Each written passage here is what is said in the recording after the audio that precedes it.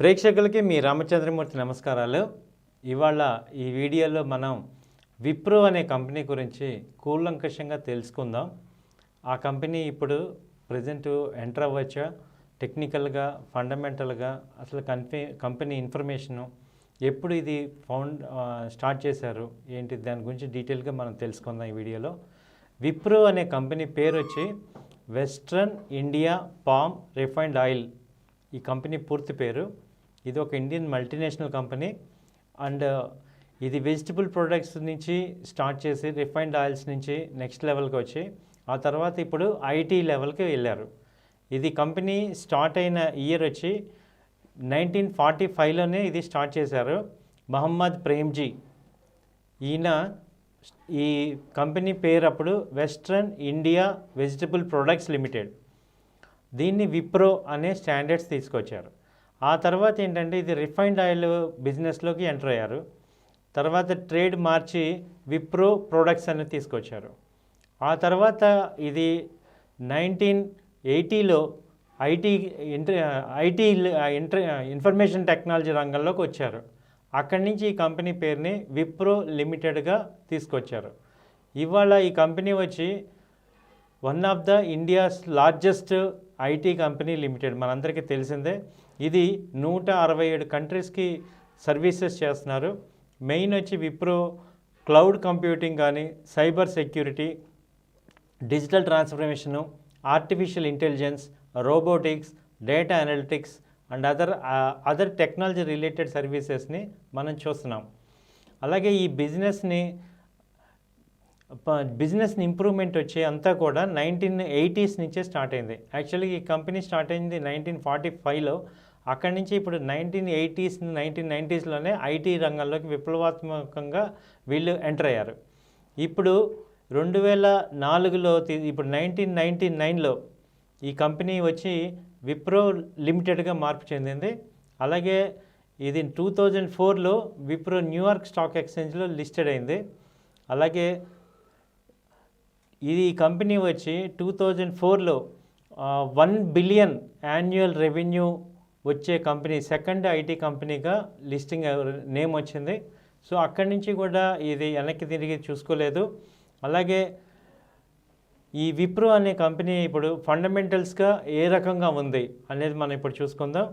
ఫండమెంటల్గా తీసుకుంటే విప్రో వచ్చి market capitalisation 2,20,000 కోట్లు దీని మార్కెట్ క్యాపిటలైజేషను. అలాగే దీని పిఈ రేషియో తీసుకుంటే price to earnings, EPS earning per share తీసుకుంటే 20.56 ఉంది. అలాగే దీని పిఈ రేషియో తీసుకుంటే 19 టైమ్స్ ఉంది. అలాగే ప్రైస్ టు బుక్ వాల్యూ తీసుకుంటే 3.38 ఉంది. ఫేస్ వాల్యూ అనేది 2 రూపీస్ ఇది. అలాగే దీని బీటా వచ్చి 1.02, మార్కెట్ ఇండెక్స్తో పాటు ఇది మూవ్మెంట్ అవుతుంది. అలాగే విప్రోని ఇప్పుడు మనం టెక్నికల్గా చూసుకుందాం.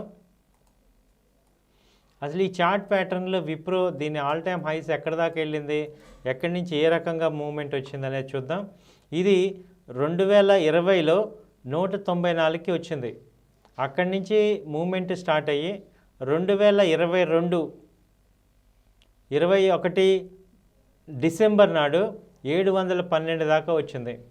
అక్కడి నుంచి 2022 ఈ సంవత్సరం స్టార్టింగ్ నుంచి ఇప్పటిదాకా అక్కడి నుంచి నాన్ స్టాప్ లో వచ్చింది. 390 380 దాకా లో వచ్చింది. ఇప్పుడు దాదాపు 750 నుంచి ఇది ఫాల్ అయ్యి ఇప్పుడు రివర్సల్ స్టార్ట్ అయింది. సో ఇప్పుడు 400 దగ్గర ఇప్పుడు ఇది మూమెంట్ ఉంది. ఇది చార్ట్స్ అన్నీ కూడా ఇప్పుడు పాజిటివ్ చూపిస్తున్నాయి. దాదాపు ఇది 60% 50% కరెక్షన్ వచ్చింది. 700 నుంచి 750 హై, ఆల్ టైమ్ హై 720 దగ్గర నుంచి ఇప్పుడు 400 అంటే దాదాపు 300 పాయింట్లు తగ్గింది. సో అక్కడి నుంచి మీకు ఇప్పుడు ర్యాలీ స్టార్ట్ అయింది. కాబట్టి ఇప్పుడు ఇన్ఫర్మేషన్ టెక్నాలజీ ఐటీ కంపెనీస్ అన్నీ పుంజుకుంటున్నాయి. వాటిల్లో ఇప్పుడు అన్నీ కూడా పెరిగినాయి. ఈ అండర్డాగ్గా ఉంది ఏంటంటే ఈ విప్రో అనేది ఉంది. దీన్ని ఏంటంటే ఇది 400 ఈ టైంలో ప్రజెంట్ రన్నింగ్ రేట్ వచ్చి 400 చేంజ్ ఉంది. ఇది 450 నుంచి 500 వరకు వెళ్ళే అవకాశాలు కనపడుతున్నాయి. తర్వాత దీని రీఇన్వెస్ట్మెంట్ చూసుకున్న కింద లెవెల్ చూసుకున్న 300 లాస్ట్ టైం లో వచ్చి 372 మాత్రమే. సో కాబట్టి అక్కడ చాలా చిన్న స్టాప్ లాస్ ఉంది. 370 360 దగ్గర మళ్ళీ రీఇన్వెస్ట్మెంట్ చేసుకోండి. ఇది ఒక 1 క్వార్టర్ కనుక మనం వెయిట్ చేయగలిగితే ఇది 550 నుంచి 600 దాకా వెళ్ళే అవకాశాలు ఉన్నాయి. సో ఇది విప్రో అనేది మనందరికీ తెలిసిన కంపెనీ. ఇప్పుడు 700 నుంచి 400 వచ్చింది కాబట్టి ఇది ఇక్కడి నుంచి పుల్ బ్యాక్ అవుతుంది. ఒరిజినల్గా స్ట్రెంగ్త్ అనేది కనపడుతుంది చార్ట్స్లో.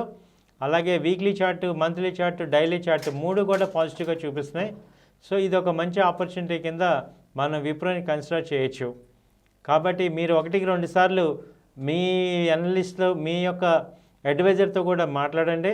ఇది నా వ్యక్తిగత అభిప్రాయం. మీరు 1-2 సార్లు మళ్ళీ చెక్ చేసుకొని దీని గురించి మీరు డెసిషన్ తీసుకోవాల్సిందిగా కోరుచున్నాం. థ్యాంక్ యూ అండి. నమస్కారం.